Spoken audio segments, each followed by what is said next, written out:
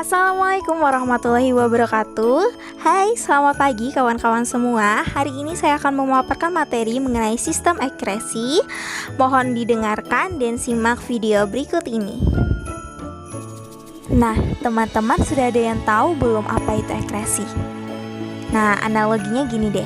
Ketika Anda membeli makanan dan disimpan di dalam kulkas, lalu makanan itu lupa belum Anda makan selama berbulan-bulan, dan ternyata makanan yang Anda simpan di dalam kulkas itu busuk. Makanan yang sudah membusuk itu apakah Anda terus disimpan dalam kulkas atau harus dibuang? Pastinya harus dibuang ya. Kalau misalnya tidak dibuang, nanti makanan yang busuk ini dapat mempengaruhi makanan-makanan lain yang ada di dalamnya. Atau analogi lainnya kayak gini deh. Ketika Anda bernafas, otomatis Anda menghirup oksigen dan mengeluarkan karbon dioksida. Coba dalam 10 menit saja Anda tahan nafas Anda dan berusaha tidak mengeluarkan karbon dioksida. Apa yang akan terjadi? Yang akan terjadi adalah karbon dioksida yang harus dikeluarkan oleh tubuh karena Anda tahan misal 1 menit, itu ketika terus menumpuk akan menjadi racun bagi tubuh kita. Jadi harus dibuang dong ya. Nah, terus hubungannya dengan sistem akresi apa?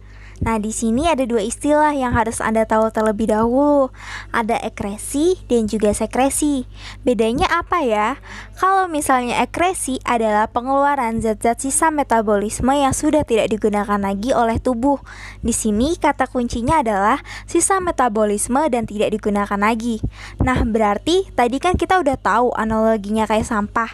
Ya, jadi kalau misalnya akresi dalam tubuh kita, sampah itu berupa zat-zat hasil dari sisa metabolisme yang sudah tidak digunakan lagi oleh tubuh.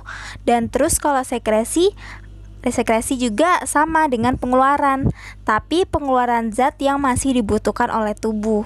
Nah, jadi di sini kita dapat melihat perbedaan dari akresi dan sekresi, di mana kalau akresi itu sudah tidak digunakan lagi oleh tubuh, sedangkan sekresi masih dibutuhkan oleh tubuh. Contohnya itu seperti hormon. Sampai sini sudah paham. Kita lanjutkan sekarang. Kira-kira fungsi dari sistem akresi ini apa ya? Tadi kan kita udah tahu bahwa sistem akresi ini merupakan pengeluaran zat-zat sisa metabolisme yang sudah tidak digunakan lagi oleh tubuh. Fungsinya yaitu untuk mempertahankan homeostatis. Nah, selanjutnya melindungi tubuh dari racun, lalu membantu mempertahankan suhu tubuh dan juga menurunkan kadar zat metabolisme. Pada manusia terdapat 4 organ yang bertanggung jawab dalam sistem akresi, yaitu ginjal, kulit, paru-paru, dan hati. Ginjal menghasilkan zat sisa berupa urin, kulit menghasilkan zat sisa berupa keringat, paru-paru menghasilkan zat sisa hasil pernapasan berupa karbon dioksida dan uap air, hati menghasilkan empedu hasil perombakan dari sel darah merah. Struktur ginjal. Ginjal kurang lebih berbentuk sebagai berikut. Apabila dilakukan sayatan menyamping, maka akan terlihat struktur anatomi ginjal seperti pada gambar. Struktur ginjal terdiri atas bagian korteks atau kulit ginjal, medula atau sumsum ginjal, dan pelvis atau rongga ginjal. Di dalam ginjal juga terdapat yang namanya pembuluh arteri.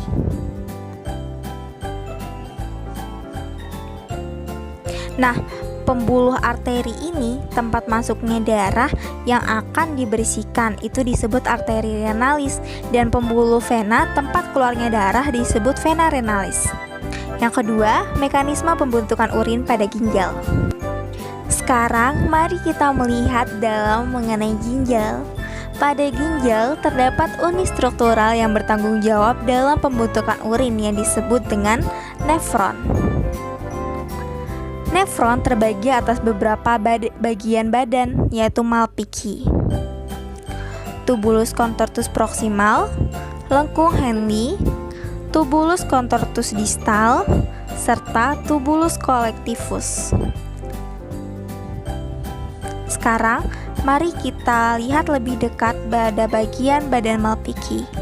Pada bagian badan Malpighi terdapat gulungan-gulungan kapiler darah yang disebut glomerulus, dan bagian yang menyelubungi glomerulus yang disebut dengan kapsula Bowman atau simpai Bowman.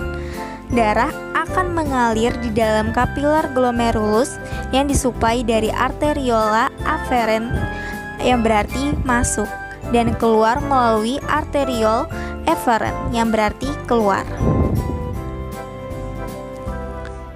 Selama darah mengalir karena pengaruh tekanan, itu akan menyebabkan molekul-molekul kecil di dalam darah terdorong keluar dari glomerulus melalui ruang antar sel-sel endotel kapiler glomerulus. Sedangkan molekul-molekul besar seperti protein dan lemak tidak dapat melewati ruang antar sel. Sel endotel kapiler glomerulus akan tetap berada pada kapiler glomerulus, sehingga hanya molekul-molekul kecil yang tersaring saja yang akan ditampung di dalam kapsula Bowman. Proses penyaringan yang telah berlangsung demikian disebut filtrasi. Hasil filtrasi ini disebut urin primer, yang mengandung molekul-molekul air, urea, amonia, glukosa, asam amino, natrium, dan garam-garam mineral. Tahap pembentukan urin selanjutnya terjadi pada suatu tubulus yang disebut dengan tubulus contortus proximal. Urin primer dari kapsula Bowman akan mengalir di sepanjang tubulus contortus proximal yang akan mengalami proses penyerapan kembali zat-zat yang masih berguna bagi tubuh seperti air, glukosa, asam amino, dan garam-garam mineral menuju kapiler peritubulus, yaitu pembuluh kapiler darah yang mengelilingi tubulus nefron. Sebagian air akan diserap kembali ke dalam darah akibat pengaruh perbedaan tekanan osmotik antara urin primer dan darah. Glukosa dan asam amino akan diserap kembali melalui transport aktif melewati epitel tubulus menuju kapiler peritubular. Sedangkan molekul-molekul yang tidak berguna seperti urea dan amonia akan tetap berada pada tubulus contortus proximal. Proses penyerapan kembali yang telah berlangsung disebut reabsorpsi. Hasil dari observasi disebut sebagai urin sekunder, yaitu urin yang sudah tidak lagi mengandung zat-zat yang masih berguna seperti glukosa dan asam amino, menyisakan zat sisa yang tidak berguna lagi seperti urea, amonia, dan sebagian kecil garam-garam mineral.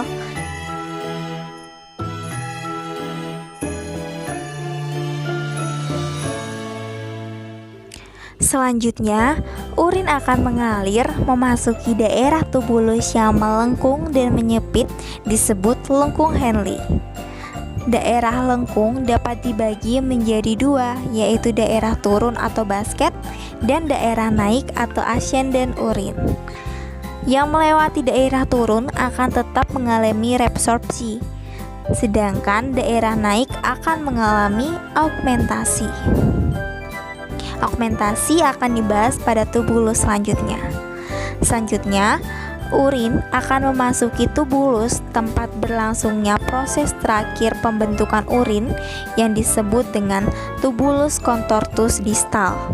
Di dalam tubulus distal, urin sekunder akan mengalami proses augmentasi, yaitu proses penambahan zat sisa yang tidak diperlukan dari kapiler peritubulus ke tubulus. Zat sisa yang tidak diperlukan lagi ini berupa hormon yang tidak digunakan lagi oleh tubuh, zat antibiotik, zat obat-obatan dalam jumlah berlebih atau yang tidak digunakan lagi oleh tubuh, amonium, dan zat-zat lainnya. Hasil dari augmentasi adalah urin sebenarnya yang terdiri dari sebagian besar molekul air, urea, amonia, serta molekul tambahan yang tidak digunakan lagi oleh tubuh seperti zat hormon, zat kimia, obat-obatan, dan garam-garam mineral. Selanjutnya, urin sebenarnya akan memasuki tubulus kolektivus atau tubulus penampung yang nantinya akan mengalir menuju pelvis. Organ ekskresi lainnya selain ginjal, yaitu pada tubuh manusia adalah kulit, paru-paru, dan hati. Baiklah, yang pertama adalah kulit. Kulit terbagi atas dua lapisan epidermis dan dermis. Nah, pada bagian dermis terdapat kelenjar keringat yang berfungsi menghasilkan keringat yang mengandung air dan garam-garam mineral keringat dihasilkan ketika kapiler pembuluh darah bawah kulit melebar karena pengaruh panas atau pengaruh hormonal dan sebagainya. Darah akan melewati lapisan bawah kulit atau sukutan. Lebih banyak sebagian air dan garam mineral akan berdifusi menuju kelenjar keringat, kemudian akan dihasilkan sebagai keringat yang nantinya akan keluar menuju pori-pori kulit.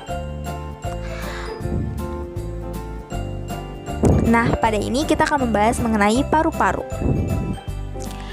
Paru-paru terdapat alveolus, yaitu tempat terjadinya proses difusi oksigen dan karbon dioksida. Proses ini menyebabkan oksigen masuk ke dalam darah dan karbon dioksida dilepas menuju ruang alveolus. Dari alveolus, karbon dioksida kemudian dilepaskan keluar dari tubuh. Nah, pada sistem ini kita akan membahas mengenai hati.